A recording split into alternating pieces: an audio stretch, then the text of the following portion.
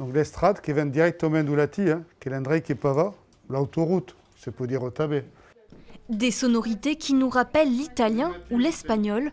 Zoé est élève en première. Elle a commencé l'occitan dès la 6e.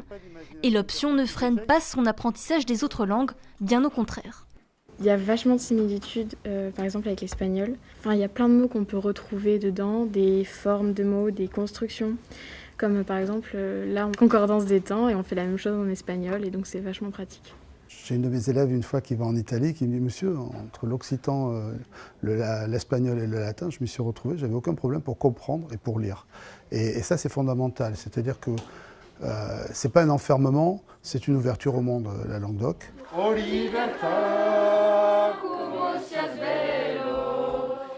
Un enseignement que le professeur a voulu ludique, mais aussi transversal.